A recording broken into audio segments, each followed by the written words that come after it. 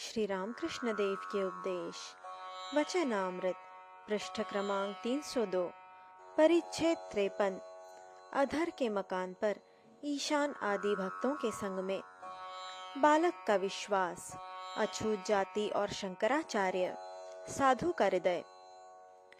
श्री रामकृष्ण ने कलकत्ते में अधर के मकान पर शुभागमन किया है। आप अधर के बैठक घर में बैठे हैं। दिन के तीसरे पहर का समय है। राखाल, अधर, मास्टर, ईशान आदि तथा अनेक पड़ोसी भी उपस्थित हैं। श्री ईशान चंद्र मुखोपाध्याय को श्री रामकृष्ण प्यार करते थे। वे अकाउंटेंट जनरल के ऑफिस में सुपरिंटेंडेंट थे। पेंशन लेने के बाद वे दान, ध्यान, धर्म, कर्म करते रहते थे और बीच बीच में श्री रामकृष्ण का दर्शन करते थे।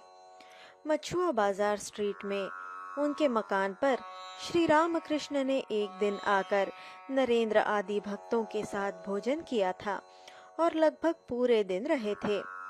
उस उपलक्ष्य में ईशान ने अनेक लोगों को भी आमंत्रित किया था। श्री नरेंद्र आने वाले थे परंतु आ न सके।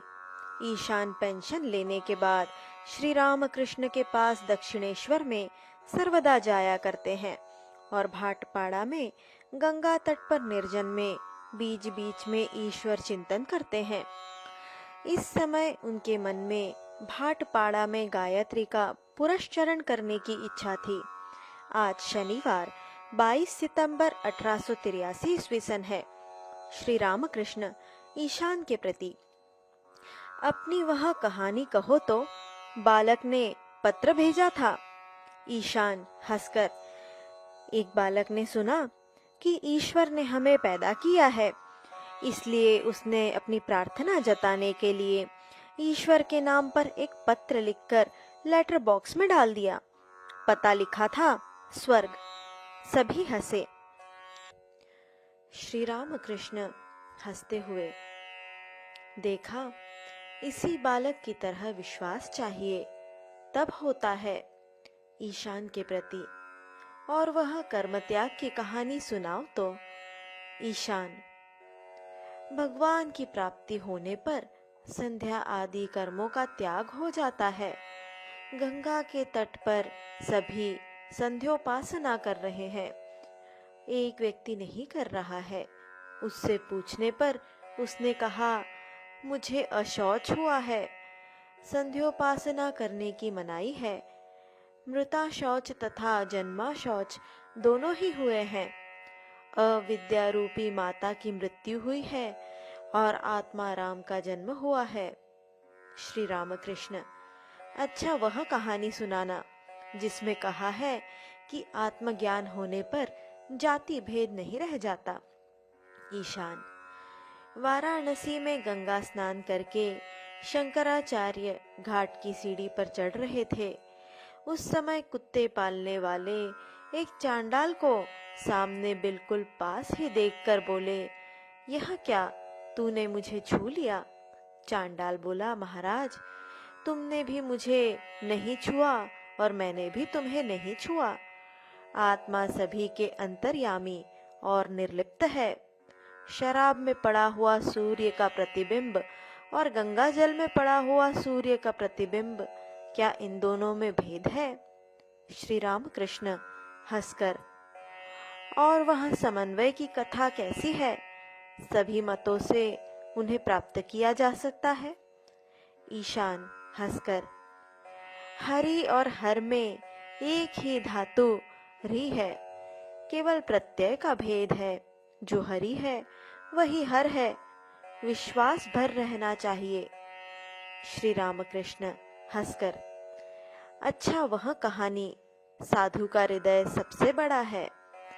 ईशान हंसकर, सबसे बड़ी है पृथ्वी, उससे बड़ा है समुद्र, उससे बड़ा है आकाश, परंतु भगवान विष्णु ने एक पैर से स्वर्ग, मर्त्य, पाताल, त्रिभुवन पर अधिकार कर लिया था, पर उस विष्णु का पद साधु के हृदय में है, इसलिए साधु का हृदय सबसे बड़ा है। इन सब बातों को सुनकर भक्तगण आनंदित हो रहे हैं। आद्या शक्ति की उपासना से ही ब्रह्म की उपासना होती है। ब्रह्म और शक्ति अभिन्न है। ईशान भाटपाड़ा में गायत्री का पुरस्चरण करेंगे। गायत्री ब्रह्म मंत्र है।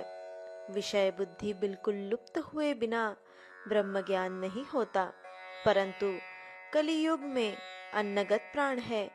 विषय बुद्धि छूटती नहीं।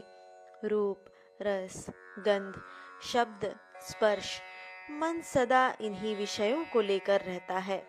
इसलिए श्री रामकृष्ण कहते हैं, कली में वेद का मत नहीं चलता। जो ब्रह्म है वे ही शक्ति हैं। शक्ति की उपासना करने से ही ब्रह्म की उपासना होती है।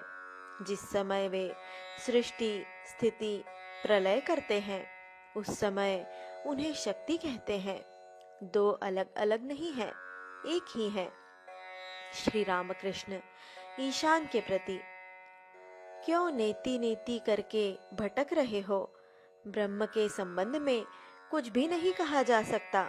केवल कहा जा सकता है अस्ति मात्रम केवलः रामः। हम जो कुछ देख रहे हैं, सोच रहे हैं, सभी उस आद्या शक्ति का, उस चित शक्ति का ही ऐश्वर्य है।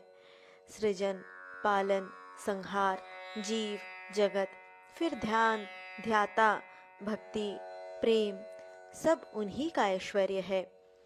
परंतु ब्रह्म और शक्ति अभिन्न है। लंका से लौटने के बाद हनुमान ने राम की स्तुति की थी। कहा था, हे राम, तुम ही परब्रह्म हो और सीता तुम्हारी शक्ति है, परंतु तुम दोनों अभिन्न हो। जिस प्रकार सर्प और उसकी टेढ़ी गति, सांप जैसी गति को सोचना हो तो सांप को सोचना होगा, और सांप को सोचने पर सांप की गति को भी सोचना पड़ता है। दूध का विचार करने पर दूध के रंग का, धवलत्व का विचार करना पड़ता है, और दूध की तरह सफेद अर्थात धवलत्व को सोचने पर दूध का स्मरण लाना पड़ता है। जल की शीतलता का चिंतन करते ही जल का स्मरण आता है, और फिर जल के चिंतन के साथ ही जल की शीतलता का भी चिंतन करना पड़ता है।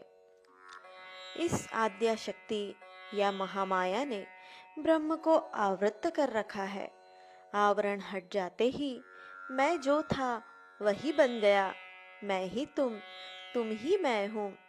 जब तक आवरण है तब तक वेदांतवादी की सो हम अर्थात मैं ही परब्रह्म हूँ यह बात नहीं चलती।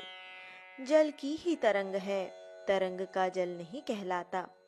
जब तक आवरण है तब तक माँ माँ कहकर पुकारना अच्छा है। तुम माँ हो, मैं तुम्हारी संतान हूँ। तुम प्रभु हो, मैं तुम्हारा दास हूँ। सेव्य सेवक भाव अच्छा है। इसी दास भाव से फिर सभी भाव आते हैं, शांत, सख्य आदि।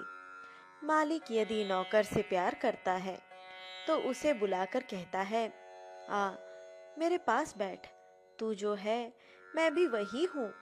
परंतु नौकर यदि अपनी इच्छा से मालिक के पास बैठने जाए तो क्या मालिक नाराज न होंगे? अवतार लीला ये सब चित शक्ति के ऐश्वर्य हैं। जो ब्रह्म है वे ही फिर राम, कृष्ण तथा शिव हैं। ईशान, हरि और हर एक ही धातु है, केवल प्रत्यय का भेद है। सभी हंस पड़े। श्री रामकृष्ण, हाँ, एक के अतिरिक्त दो कुछ भी नहीं है। वेद में कहा है ओम सच्चिदानंदम ब्रह्म, पुराण में कहा है ओम सच्चिदानंदः कृष्णः, और तंत्र में कहा है ओम सच्चिदानंदः शिवः। उस चित शक्ति ने महामाया के रूप में सभी को अज्ञानी बना रखा है। अध्यात्म रामायण में है, राम के दर्शन जितने ऋषियों ने किए वे सभी एक बात कहते थे, हे राम, हमें अपनी भुवन मोहिनी माया द्वारा मुग्ध न करो।